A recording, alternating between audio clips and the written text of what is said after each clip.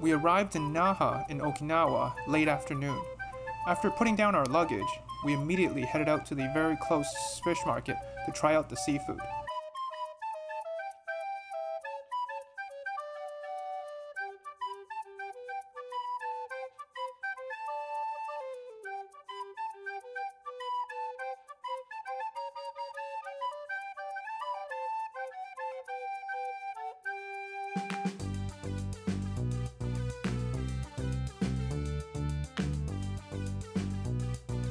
The fish market is nestled within a shopping street that is less than a block away from our hotel. Most of the stores were either closed for the day or closed for good, but the fish market was still busy and open until late.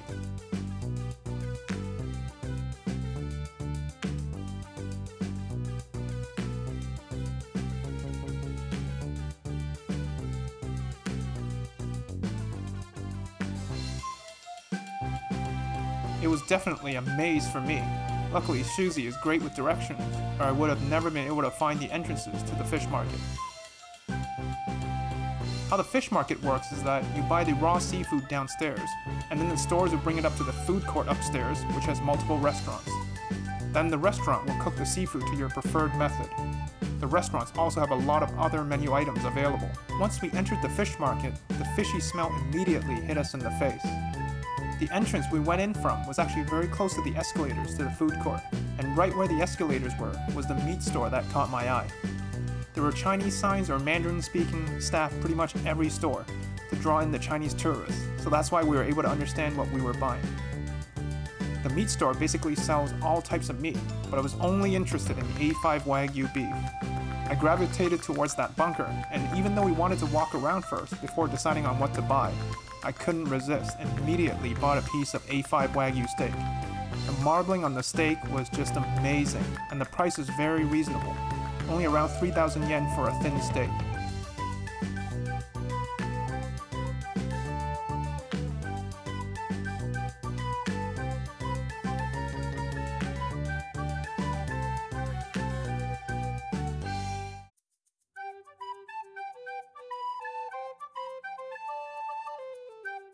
As we walked around after buying the steak, so Suzy could pick out her seafood, we were accosted by every vendor as we walked by. I hate this buying pressure and annoyance, so we ended up buying all the seafood at the second seafood store we saw.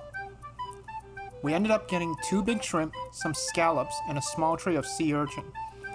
Suzy didn't get any of the live seafood since I wasn't a fan of raw fish, and she would have had to finish the whole thing.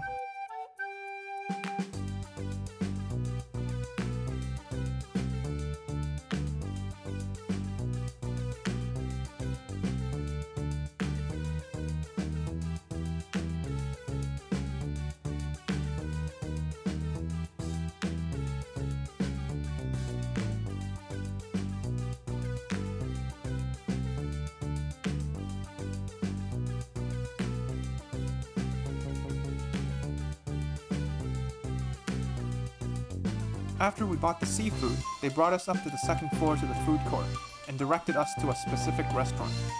We couldn't pick since the vendor would bring the food directly to that restaurant. This is another point that I don't like, since the vendors and restaurants are working together to force you to a specific one instead of letting us choose. We got the restaurant pan-fry our steak as well, and ordered a famous Okinawan dish, their bitter melon pan-fried with spam. Our neighbors at the table were American tourists, and they ordered a live lobster sashimi and let us film it. Kinda scary though to see the lobster still moving on their plate, but it guaranteed that it was fresh.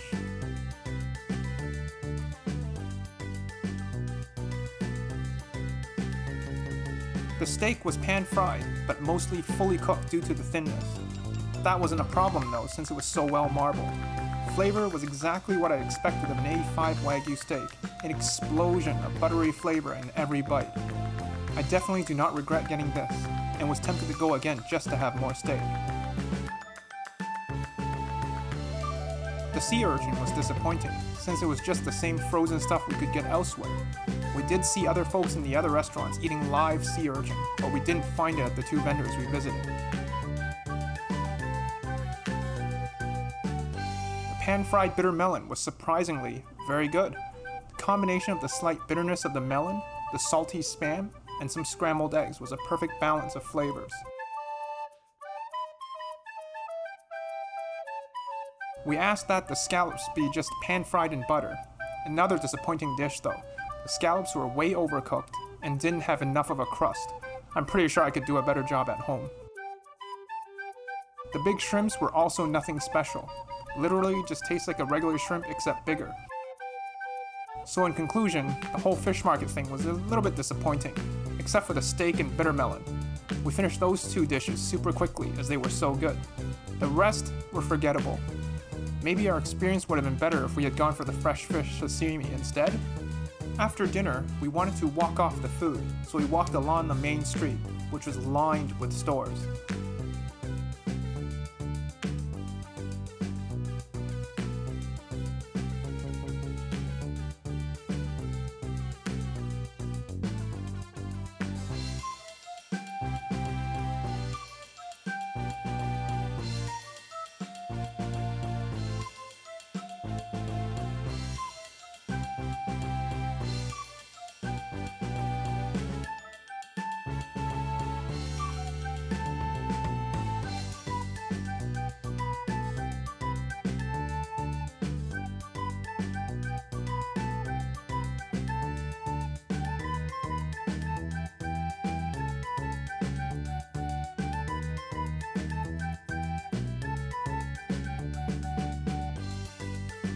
My impression of the area of Naha that we stayed in was that it was very touristy. This area doesn't feel like the Japanese cities and towns we've been to. Just like the fish market, a lot of the stores, especially restaurants, had staff outside holding out flyers or menus.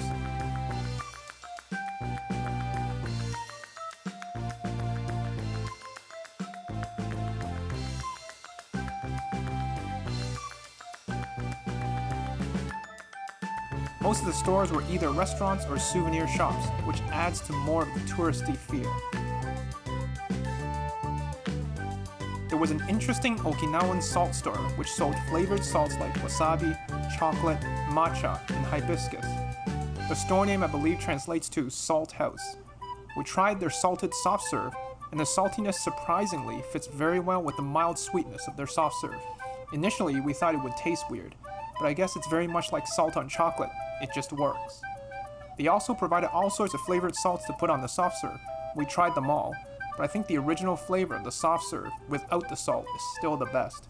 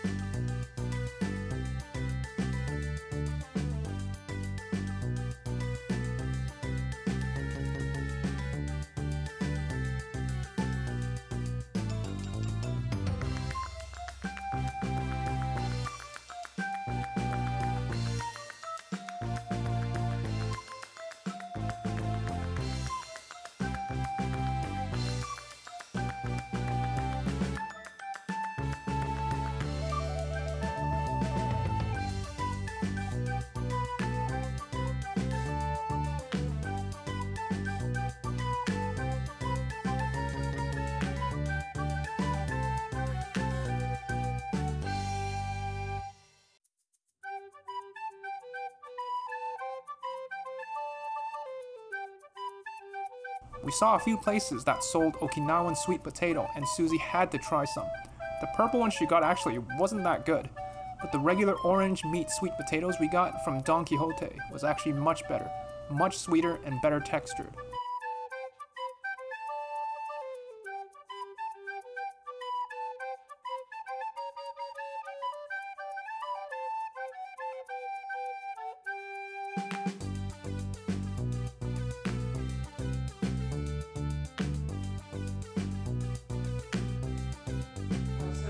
So this is our hotel in Naha. Let's do a quick walkthrough. This is the front door. I believe this is the washroom, so let's take a look.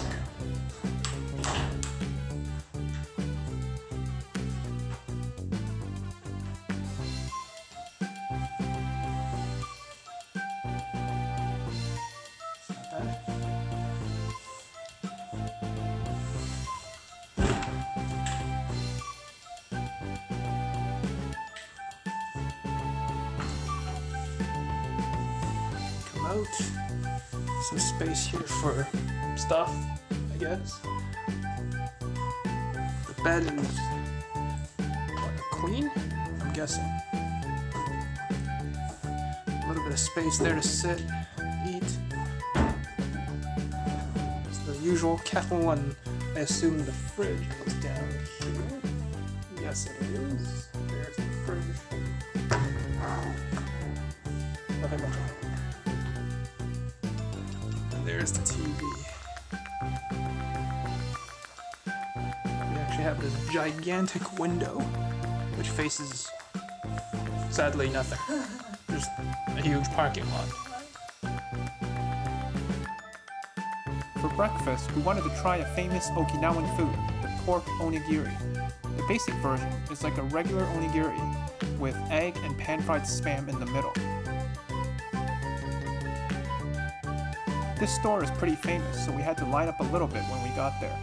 They didn't allow filming of their kitchen, so we had to sneak in some phone footage.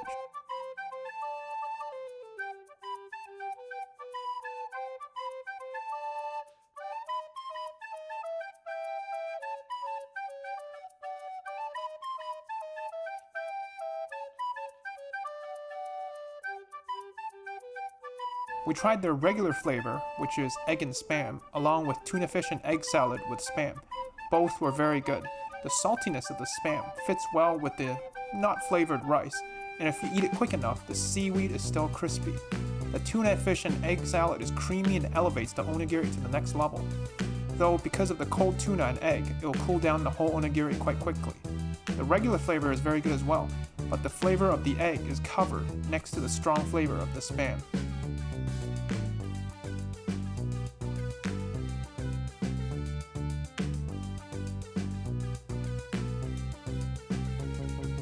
After breakfast, we picked up our rental car, a Honda Freed. It's basically a mini minivan, like the Mazda 5. We then headed out to the outlets. The outlets were nothing special, really. The usual American brands were there, like Gap, Adidas, and Nike. There were, of course, some Japanese brands too, but not too many that we knew of. Some of the high-end brands were there as well, like Gucci, Ferragamo, and Jimmy Choo, but we didn't find anything we liked at a reasonable price, so we walked out with nothing. One thing of note is the stupid little train operating that drives kids around the whole complex. As we were walking around the outlet, we kept hearing that annoying, constant train bells.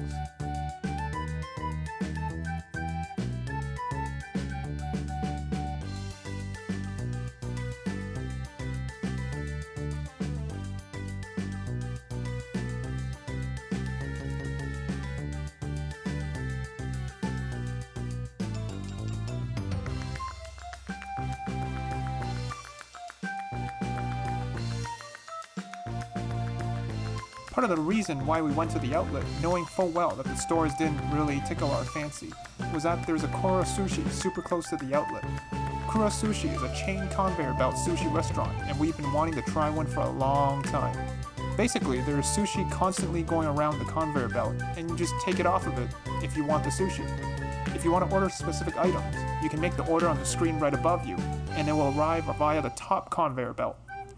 Everything available can be ordered from the screen, and the menu is extensive, including sushi, rolls, burgers, dessert, and even drinks.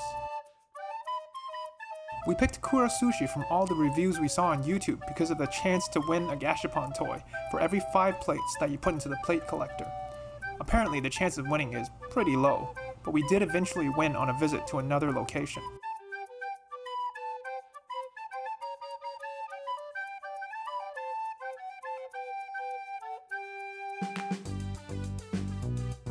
Everything is self-serve, and you make your own green tea by using the green tea powder and hot water spout available at every seat.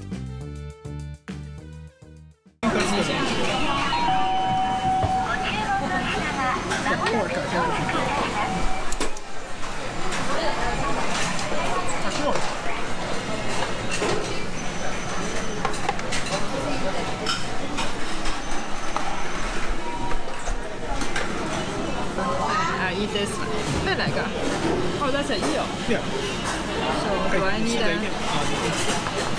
Don't mix up the plate stuff, because you have to put it in. How about I guess this is what I have, this piece. It's churro with thing. The eel is really fatty.